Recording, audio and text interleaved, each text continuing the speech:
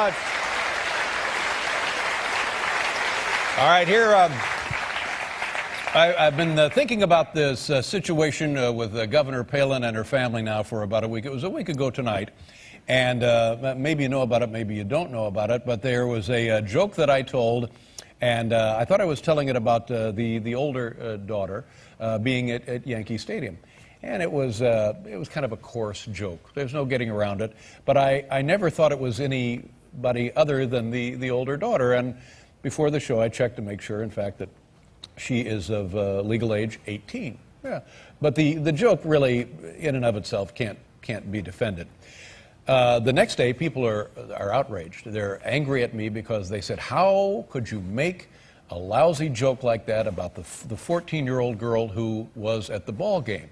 And I had, honestly, no idea that the 14-year-old girl, I had no idea that anybody was at the ball game except the governor, and I was told at the time that she was there with Rudy Giuliani. And that's right.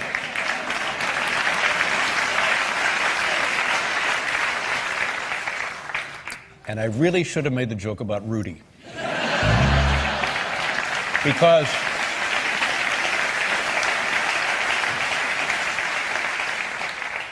but I didn't, and now people are getting angry, and they're saying, well, how can you say something like that about a 14-year-old girl, and does that make you feel good to make these horrible jokes about a kid who's completely innocent, minding her own business, and turns out she was at the ball game. I had no idea she was there. So she's now at the ball game, and people think that I made the joke about her. And but still, I'm wondering, well, what can I do to help people understand that I would never make a joke like this? I've never made jokes like this as long as we've been on the air, 30 long years, and you can't really be doing jokes like that. And I understand, of course, why people are upset. I would be upset myself. And then I was watching the Jim Lehrer NewsHour, and this commentator, the columnist Mark Shields, is talking about how I had made this indefensible joke about the 14-year-old girl, and I thought, oh boy, now I'm beginning to understand what the problem is here. It's the perception rather than the intent. It doesn't make any difference what my intent was, it's the perception. And as they say about jokes, that if you have to explain the joke, it's not a very good joke. And I'm certainly, thank you. Well, my responsibility, I take full blame for that. I told a bad joke. I told a joke that was beyond flawed, and my intent is completely meaningless compared to the perception.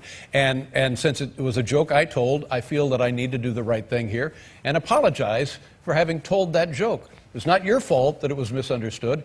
It's my fault that it was misunderstood. Thank you.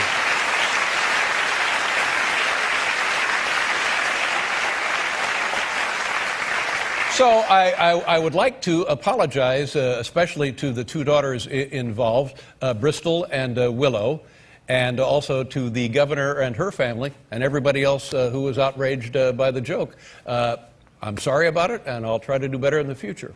Thank you very much.